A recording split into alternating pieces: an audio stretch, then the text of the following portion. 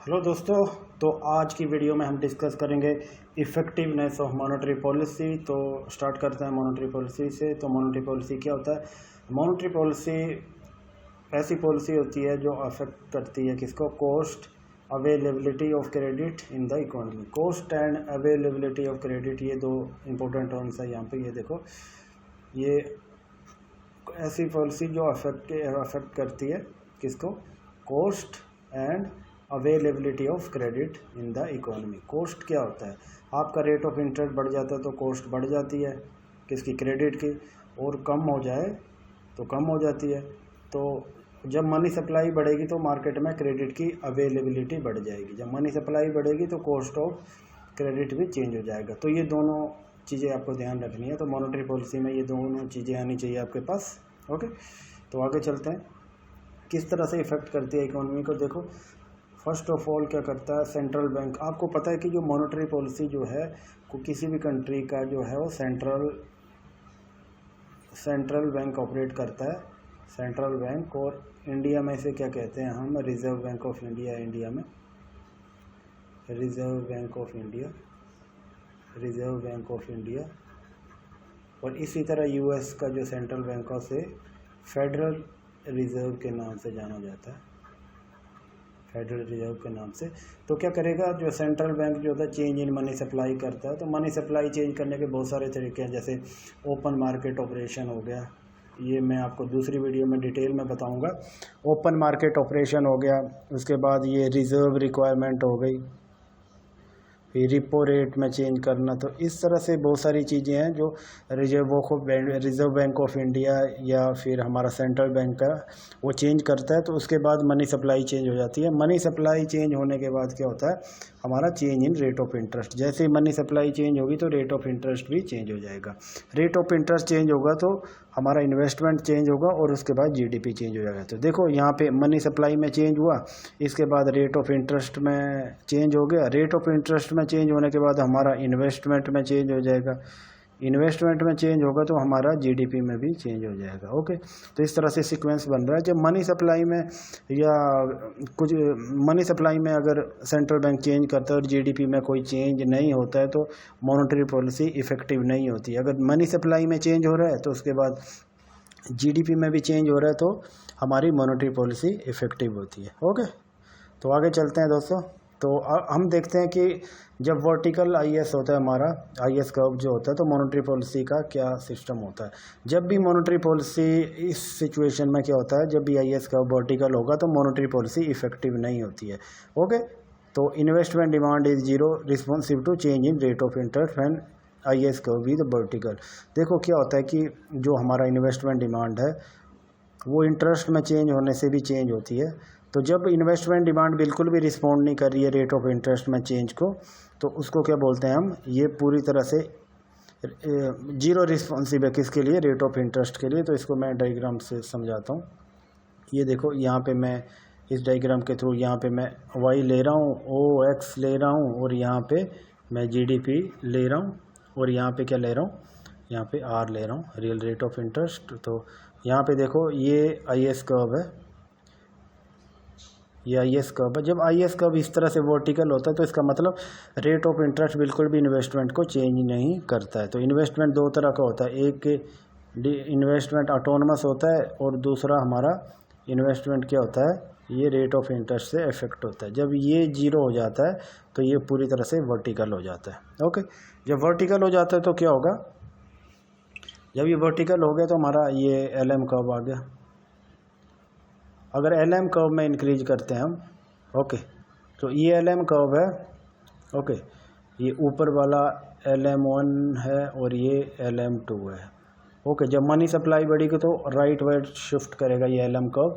तो क्या हो गया? हमारा रेट ऑफ इंटरेस्ट तो यहाँ पे देखो ये थोड़ा कम हो रहा है, पर क्या हो गया? हमारा जीडीपी उतना ही है, ये वाई लेवल पे अटका हुआ है।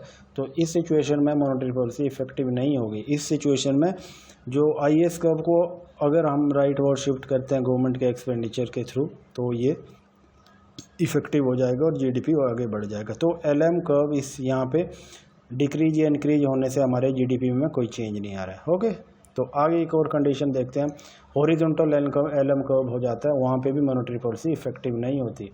This is a liquidity trap situation where LM curve is horizontal और monetary policy is not effective in such situation.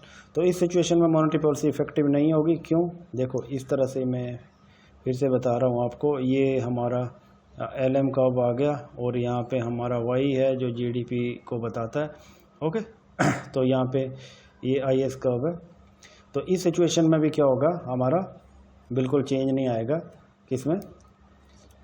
जो आईएस कर्व होगा उसी में चेंज होने से हमारा जीडीपी में चेंज आएगा, y1 हो जाएगा। और एलएम कर्व ये हमारा हॉरिजॉन्टल आ गया, तो इसका मतलब ये हुआ कि लिक्विडिटी ट्रैप की सिचुएशन मार्केट में आ गई है। क्योंकि लिक्विडिटी ट्रैप कहाँ होता है? जब रेट ऑफ इंटरेस्ट काफ़ी कम हो जाता है या जीरो के आसपास आ जाता है, तो डिमांड फॉर मनी अनलिमिटेड हो जाती है, इन्फिनाइट हो जाती है, तो पूरी तरह से ट्रैप हो जाती है। तो रेट ऑफ इंटरेस्ट में इससे नीचे गिरावट नहीं आ पाती है, तो इसीलिए मॉनेटरी पॉलिसी इफ़ेक्टिव नहीं होती है। ये कीन्स ने बताया था, हमारा जो कीन्स से वो 1929 में जो ग्रेट हमारा डिप्रेशन आया था, तब ऐसा हुआ था कि मॉनेटरी पॉलिसी पूरी तरह से इनफेक्टिव हो गई थी हमारी इकोनॉमी को फिर से ड्राइव अप करने के लिए। तो इस सिचुएशन में हमारा फिजिकल पॉलिसी इफेक्टिव होती है। ओके दोस्तों, तो देखो अब एलएम कर्व वर्टिकल है, तो ये देखो मॉनेटरी पॉलिसी बहुत इफेक्टिव होती है जब एलएम कर्व वर्टिकल होता है। इसको क्लासिकल रेंज भी कहते हैं। तो मैं इसको यहाँ पे बता रहा हूँ आपको। ये देखो यहाँ पे देखो, ये आर आ गया रेट ऑफ इंटरेस्ट, ये जीडीपी आ गया और ये वाई आ गया। ओके, तो यहाँ पे देखो ये हमारे पास ये आईएस कर्व है, ये IS1 हो गया। जब वर्टिकल एलएम हो जाता है तो आईएस कर्व बिल्कुल भी इफेक्टिव नहीं होता है। तो एलएम कर्व बहुत इफेक्टिव होगा। तो एलएम कर्व में अगर मनी सप्लाई बढ़ा दिए तो LM curve right word shift हो जाएगा, LM1 हो गया। तो इस सिचुएशन में क्या हो गया, पहले हमारा यहाँ पे रेट ऑफ इंटरेस्ट था और यहाँ पे अब रेट ऑफ इंटरेस्ट कम हो गया, हमारा R1 आ गया और हमारा जीडीपी Y से Y1 तक चला गया। तो देखो पूरी तरह से इफेक्टिव हो रहा है ये, जितना हम इसमें चेंज कर रहे हैं उतना ही हमारा जीडीपी में रिफ्लेक्ट कर रहा है। तो बहुत ज़्यादा इफेक्टिव हो गया है। तो इस सिचुएशन में हमें मॉनेटरी पॉलिसी यूज करनी चाहिए जब एलएम कर्व वर्टिकल है। जब एलएम कर्व वर्टिकल है तो इसका मतलब क्या बताता है कि हमारा जो है demand for money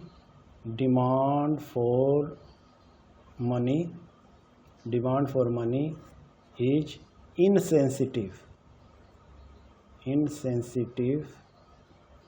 insensitive to change in the rate of interest. Rate of interest से बिल्कुल भी ये इफेक्ट नहीं कर रहा है इसको। ओके, डिमांड फॉर मनी को, तभी तो वर्टिकल हो गया। तो इस सिचुएशन में क्या होगा, एलएम कर्व हमारा मॉनेटरी पॉलिसी बिल्कुल पूरी तरह से इफेक्टिव होगी। ओके दोस्तों, तो यहाँ पे मैं आपको और थोड़ा डिटेल में बताता हूँ कि अगर हमारा एलएम कर्व हॉरिजॉन्टल है तो मॉनेटरी पॉलिसी इफेक्टिव नहीं होती। जैसे जैसे इसमें स्टीपनेस आने लगती है वैसे वैसे ये इफेक्टिव होती जाती है और फिजिकल पॉलिसी के लिए ख़तरनाक हो जाती है। फिजिकल पॉलिसी इफेक्टिव नहीं होती फिर जैसे जैसे इसकी स्लोप बढ़ती जाएगी। किसकी? एलएम कर्व की। जब एलएम कर्व पूरी तरह वर्टिकल हो जाता है तो क्या हो गया, हमारी मॉनेटरी पॉलिसी पूरी इफेक्टिव हो जाती है और फिजिकल पॉलिसी इनइफेक्टिव हो जाती है। और भी आगे ये देखो, इस डायग्राम के थ्रू मैंने बताया आपको यहाँ पे। ओके, ये YOX है। ओके, ये जीडीपी है। जैसे ये एलएम कर्व है, ये पूरी तरह हॉरिजॉन्टल है, कोई इफेक्टिव नहीं है। जैसे जैसे इसका स्लोप हमारा ऊपर की तरफ बढ़ रहा है वैसे वैसे हमारी मॉनेटरी पॉलिसी इफेक्टिव होती जा रही है। ओके, मॉनेटरी पॉलिसी इफेक्टिव हो जाएगी और जो है फिजिकल पॉलिसी के लिए ये बेनिफिशियल नहीं है, फिजिकल पॉलिसी इनइफेक्टिव होती जाएगी। ओके, तो चलो आगे देखते हैं। आगे बहुत सारे रीज़न है। कई बार ऐसा होता है कि सिचुएशन आ जाती है कि मॉनेटरी पॉलिसी यूज होती है, एलएम कर्व हो गया हमारा और दूसरा आईएस कर्व हो गया, ये बिल्कुल सही कंडीशंस में होते हैं। पर क्या होता है कि सेंट्रल बैंक जो है मनी सप्लाई को इंक्रीज करने की कोशिश करता है, पर बैंक आगे उधार नहीं देके। जैसे रिसेशन आ जाता है तो बैंक को लगता है कि हमारा डिफ़ॉल्ट रेट काफ़ी बढ़ जाएगा, तो वो क्या करते हैं, वो लैंड आउट ही नहीं करते मनी को, वो उधार ही नहीं देते। जब वो उधार नहीं देंगे आगे तो मनी सप्लाई कैसे बढ़ेगी आगे। इन्वेस्टमेंट कैसे बढ़ेगा। ओके, तो इस तरह की सिचुएशन भी आ जाती है। और दूसरी सिचुएशन ये आ जाती है कि कई बार जैसे रिसेशन होता है और हमारा जो है डिमांड काफ़ी लो होती है, डिमांड इज़ लो, और क्या हो गया, इन्वायरमेंट जो है पूरा बिजनेस वाला वो पेसिमिस्टिक होता है। ओके, ये पेसिमिस्टिक हो जाता है। तो पेसिमिस्टिक सिचुएशन आ गई तो उसमें क्या हो गया, तो इन्वेस्टर जो है ना वो इन्वेस्ट ही नहीं करना चाहता है। जब वो इन्वेस्ट नहीं करना चाहेगा तो इससे क्या हो जाएगा, एग्रीगेट डिमांड बढ़ेगा नहीं तो जीडीपी बढ़ेगा नहीं। तो इस सिचुएशन में भी हमारी जो है मॉनेटरी पॉलिसी इफ़ेक्टिव नहीं हो जाती है। ओके दोस्तों, तो ये था आज का लेक्चर। Thanks for watching.